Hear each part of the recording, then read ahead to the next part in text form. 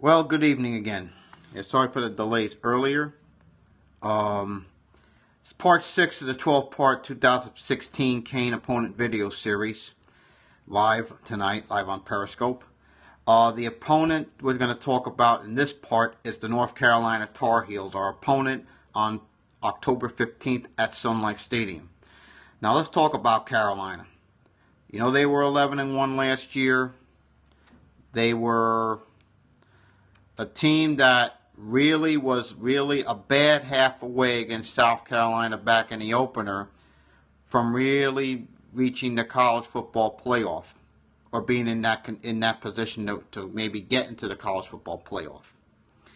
But let's make no mistake, gang, Carolina lost a lot of key weapons to graduation. So we know Carolina's going to be ready, going to be still loaded, but not as loaded as they've had the last few years. Now, Fedora's back for his 5th season in Chapel Hill. They lost the last 2 after starting 11-1.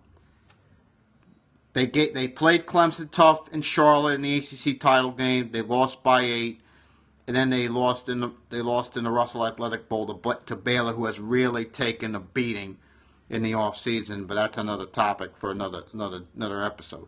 But about Carolina, 7 starters on D and O is good, but it's tempered with the fact that one of those that a starter from last year is gone, and that's quarterback Marquise Williams. But where will the offense come from? Let's take a good look at where the offense comes from. They'll have Elijah Hood back at running back, and 4 of their 5 stars on the O-line back. And I think they might be just as good as they were a year ago. Okay? Now let's take a look at their offense. Now, this is an explosive offense we're going to be facing on October 15th at home. This is a team that averaged 40 points a game, and they were 9th in the country in that category. And they put up 487 yards of total offense, 18th best in the country. Now, despite Williams gone,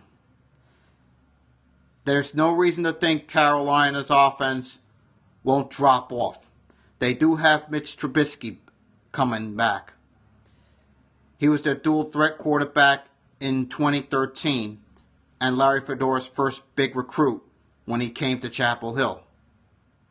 Now, he passed for 555 yards and 6 TDs last year. He completed 40 of 47 passes.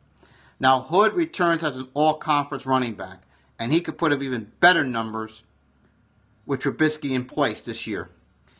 He led the nation's best rushing offense, 18th best I should say, with 1,463 yards and 17 touchdowns on 6.7 yards per carry last year as a sophomore.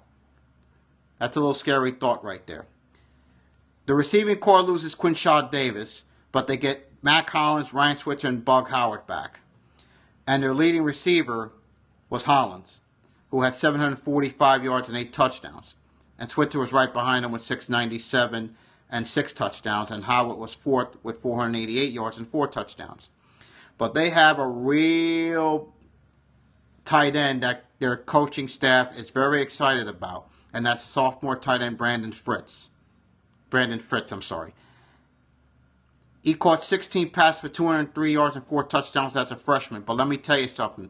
They think he's going to have a big, big year this year. Now, 4 of their 5 stars earlier mentioned is back. They only lose Turner. But on the offensive line, they are very good. So Manny's defense is going to have its work cut out for them when Carolina comes to Sun Life. Now, on the other side of the ball, They get 7 starters back on defense. Notables that are back as Des Lawrence, M.J. Stewart, and Nasir Jones. And not to mention senior defensive end Mikey Bart, who was a sack machine last season. He led with 6.5 sacks on his 29 total tackles. That's how impressive it was. Okay? Now Carolina's offense was very good. Defensively, not so much. More often than not, the defense kept the O off the field because of long drives. Okay? Their rush defense is horrible. In fact, Carolina against the run last year ranked 121st in the country. Let me say that again, gang. 121st in the country. They allowed 250 yards a game on the ground. When Donnie Mills leads your team in tackles with 128 in the secondary, and he returns along with all ACC cornerbacks candidates in Stewart and Lawrence, that tells you something. They had the 18th best pass defense in the country. Period. Their pass defense was 18th in the country. But in the back end they lose Rashad and Schottner, and they'll be difficult to replace in the linebacking core. Oh yeah, Carolina's defense sucks. They suck. They suck against the run. The pass okay. But now look what Schottner lose. Look what you lose with Schottner. 97 tackles and 6.5 of those for losses. Rashad, 126 tackles and 8.5 tackles for loss. Okay? Now Andre Smith, Kason Collins, and Aiden Bonilla are back to lead the middle of that defense. The most experienced being Smith. Okay? Now, I want to look at a couple things here. Okay? When I look at Carolina, this is easily a 10-win team. Yeah, they should be fine. They'll be fine. They'll get 10 wins. No doubt about that. They should get 10 wins. No doubt about that. But when I look at Carolina, two things I look at when I watch Carolina. Okay? Carolina's a team that's still going to be good offensively. They're going to be good defensive. They're going to be good on one side of the defense, but not the other side. Okay? Now, the D-line will be better. They get Jones and Bart back, and they get junior defensive end Dejon Drennan back. And they could be all conference selections by season's end. But when you look at Carolina overall, yes, it's still a 10-win team, to be sure. Now, as for our game against them, we all know what happened up in Chapel Hill last year. They just flat out kicked our ass 59-21. Okay? But Marquise Williams and all their talent and all their key weapons are gone.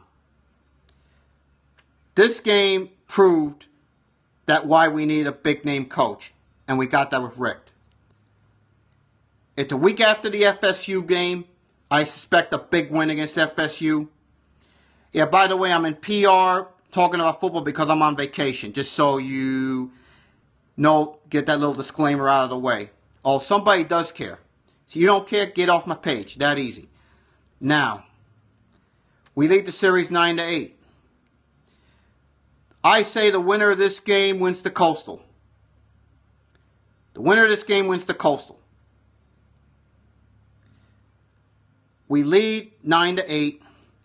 The last time they were at Sun Life, we win 47-20 behind a freshman named, you know who he is, Brad Kaya, and Duke Johnson, who's in Cleveland, and Clive Walker, who's in Oakland. But I got to tell you something. Yes, they're going to be high tempo. They're all let the nation in yards per play last year. But let me tell you something. They're still pretty good offensively.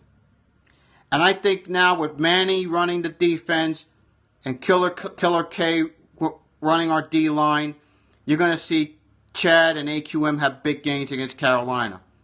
Yes, it will not be easy, but I got to tell you something. In this game against Carolina, we're going to need corner step up as well as our DBs because we are going to bring the heat. Unlike the last Coach D, who brought basically no heat, Manny is going to bring the heat and bring the heat a lot in this game to see how Carolina's quarterback comes up big, which I don't think he will. Now, we have the weapons in this game. Yes, we'll face a Gene Chizik defense, but they're without, like I said, Schottmer's gone. But they do get Donnie Miles back. Their returning tackler was a defensive back. Basically, their defense sucks. Okay? Their D sucks, period. We will run the ball in this game, and if we don't turn the ball over, and we won't, we will win this game handily. I expect big games from Yearby and Walt and Deuce in this game. Our O-line was average last year, but let me tell you something. With the Coastal on the line and maybe staying in that playoff discussion, this is the kind of game you got to win, and I believe we will. Because they will not match up with Big Dave, and they will not match up with Stacy when we go play action. Yes, it'll be a shootout for a little while, but too much Canes firepower in the end. I say Canes win this game pretty handily. Pretty handily. I'm going to say in this game, Canes 44, North Carolina 27. Okay. Now, before I go, I want to talk about the special teams. Now, yes, they have a pretty good kicker, Nick Weiler, but I don't think it's going to be a factor that much. Special teams, I think we're going to be fine. But this will be a revenge game. The only concern I would have is, will there be a hangover after the big win against FSU? The expected big win against FSU, I should say. I'm going to say there will be no hangover, especially with that drubbing up in Chapel Hill last year that they gave us. I think this game, Canes win, and Canes win easily. Back tomorrow with part 7 of the series, talking about the Virginia Tech Hokies on October 20th on a Thursday night up in Blacksburg, Virginia. Good night, and talk to you tomorrow.